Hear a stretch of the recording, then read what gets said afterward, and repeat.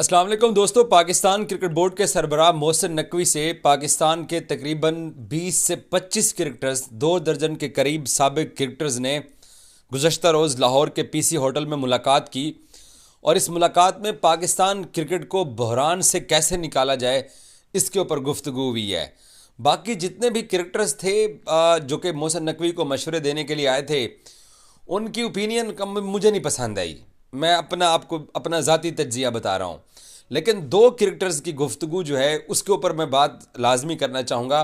एक जो सिकंदर बख्त ने अपना स्कूल ऑफ थॉट दिया, एक वो अपने टीवी चैनल पे बैठ के जो वो भाषण देते हैं पाकिस्तान क्रिकेट का, और वो जो एंटी बाबर कैप्सूल का वो रोज़ाना इस्तेमाल करते हैं, वो उनमें नज़र आया जो वो मोहसिन नकवी से गुफ्तगू कर रहे थे। और दूसरे सलमान बट थे। अब सलमान बट का माजी पाकिस्तानियों को शायद पसंद ना हो, जो जिस तरह का उनका एक स्कैंडल बना था, लेकिन सलमान ने उसके बाद माफ़ी मांगी, कौम से माफ़ी मांगी, वापस पाकिस्तान की डोमेस्टिक क्रिकेट में आए। पीएसएल सलमान ने खेला और सलमान जो है वो एक अच्छे क्रिकेट कमेंटेटर भी हैं और वो बहुत अच्छा क्रिकेट ब्रेन भी है उनका। तो उन्होंने भी चेयरमैन पीसीबी को 1-2 चीज़ों की निशानदेही करवाई जो कि परफेक्ट थी, और उससे पाकिस्तान के बहुत सारे जो डोमेस्टिक के क्रिकेटर्स हैं उनका नुकसान होने से बच जाएगा। अब मैं आपको पहले डिटेल बताता हूं कि पाकिस्तान क्रिकेट बोर्ड के सरबराह से जो 22-25 क्रिकेटर्स मिले, तो चेयरमैन ने एक काम किया। 4 दिन पहले हमें ये मालूम हुआ था कि पाकिस्तान के जो साबिक क्रिकेटर्स हैं वो पाकिस्तान क्रिकेट बोर्ड को मशवरे देंगे कप्तान बाबर आजम के मुस्तकबिल को लेके। अब ये चेयरमैन की तरफ से एक स्टेटमेंट सामने आई थी कि एक्स क्रिकेटर्स को बुलाया जा रहा है और उनसे बुला के पाकिस्तान क्रिकेट के टीम के कप्तान बाबर आजम के मुस्तकबिल का वह फैसला करेंगे।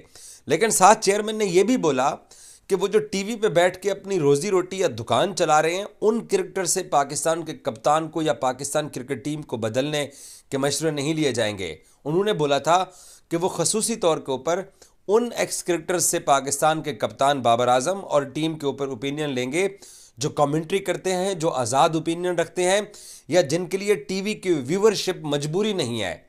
तो ये जो क्रिकेटर्स कल पीसी होटल में मोहसिन नकवी साहब को मिले हैं, इन सब से मोहसिन नकवी साहब ने डोमेस्टिक क्रिकेट के मशवरे मांगे कि आप डोमेस्टिक क्रिकेट तक रहिए और हमें डोमेस्टिक क्रिकेट कैसे ठीक हो सकती है।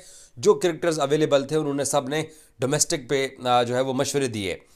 तो इसका मतलब ये हुआ कि बाबर आजम का जो फैसला है, शायद वो बड़े नाम होंगे, वो इंजमाम भी हो सकते हैं, वो मुइन भी हो सकते हैं, वो वसीम, वो वकार, वो रमीज़ राजा, वो बाकी लोग हो सकते हैं। तो इन तमाम क्रिकेटर से डोमेस्टिक क्रिकेट के हवाले से क्रिकेट बोर्ड ने मशवरे मांगे थे। तो अब मैं आपको वो मशवरे पढ़ के सुनाता हूँ जो कि इन साबिक क्रिकेटर ने पाकिस्तान की डोमेस्टिक क्रिकेट को कैसे ठीक किया जाए और डोमेस्टिक क्रिकेट से होते हुए हम नेशनल टीम अपनी कैसे बेहतर कर सकते हैं। तो सबसे पहले इंतखाब आलम साहब ने मशवरा दिया कि 4 डे और अंडर 19 पर ज़्यादा फोकस होना चाहिए।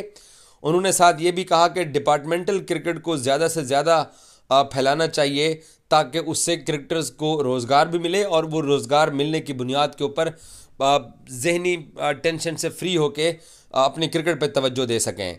इंतखाब ने साथ ये भी कहा कि ग्राउंड की हालत बेहतर बनाएं, पिचेस के मेयार ठीक होने चाहिए, जो गेंद इस्तेमाल होते हैं उनको भी बेहतर बनाना चाहिए। ये भी उनकी तजावीज़ में शामिल था।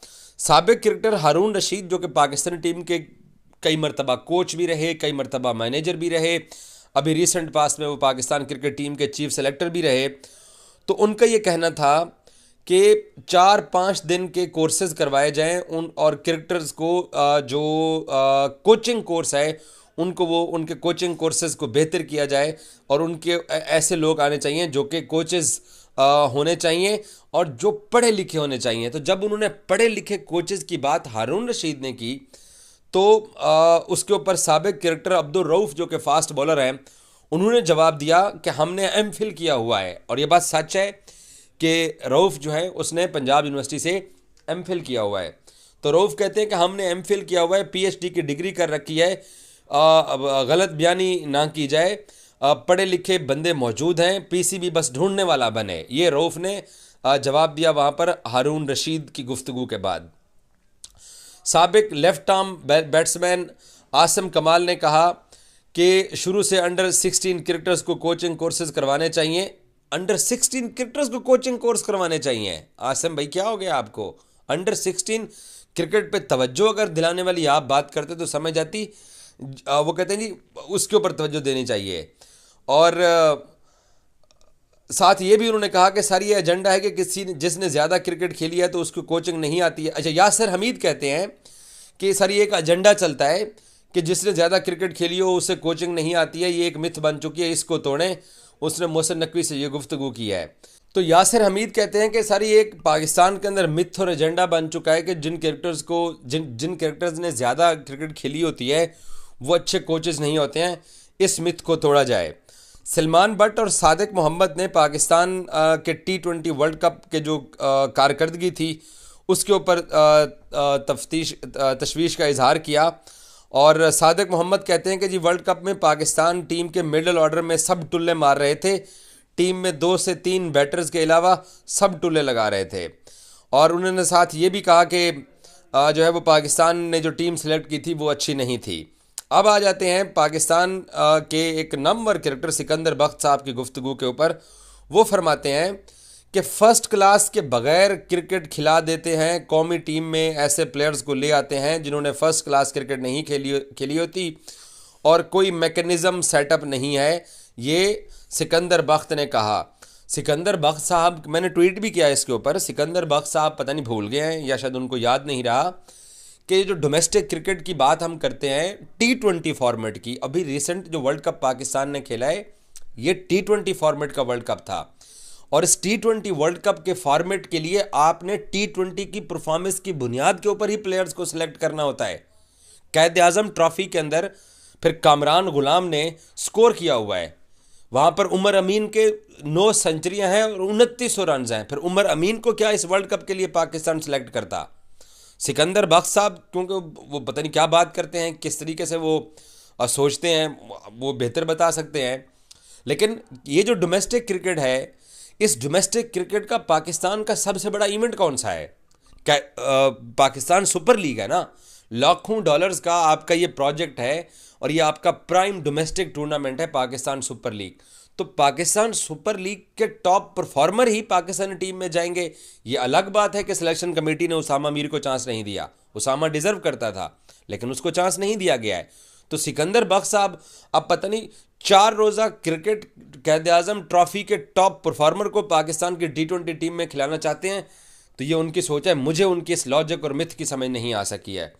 सलमान बट के ऊपर आते हैं। सलमान बट ने चेयरमैन PCB को बोला कि ये जो हमारा सिस्टम, सलमान बट कहते हैं कि उल्टा है कि 5 टीमें पहले कैसे बन सकती हैं, बाकी तमाम टूर्नामेंट्स होंगे तो 5 टीमें बनेंगी और बड़ी क्रिकेट से छोटी क्रिकेट तक जाना है। वनडे कप सितंबर में करवाया जा रहा है और वो गलत है, पहले 4 डे और फिर वनडे कप में प्लेयर्स को भेजना चाहिए।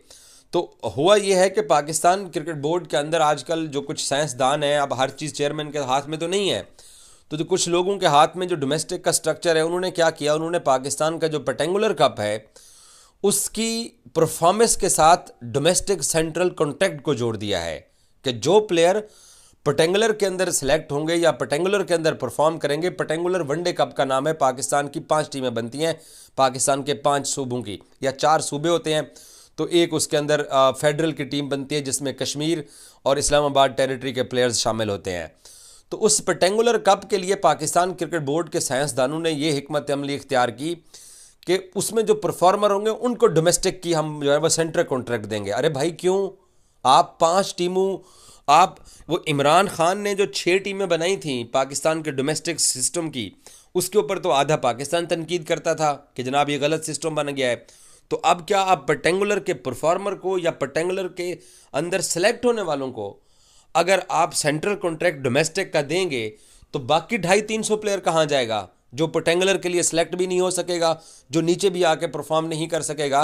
तो अगर किसी की परफॉर्मेंस एक सीज़न में नहीं होती है तो क्या आप उसकी तनख्वाह बंद कर देंगे?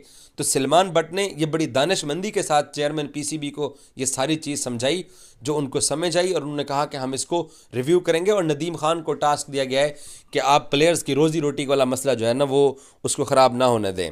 तो ये पाकिस्तान के साबिक क्रिकेटर्स थे। अब मोहसिन नकवी के पास जिस तरीके के क्रिकेटर गए थे तो उन्होंने शायद उनसे ना डोमेस्टिक के मशवरे मांगे हैं। पाकिस्तानी टीम के कप्तान बाबर आजम और पाकिस्तान क्रिकेट टीम के हवाले से अभी तक गुफ्तगू नहीं हुई है। तो ये पहला सेशन इन क्रिकेटर्स के साथ हो गया है।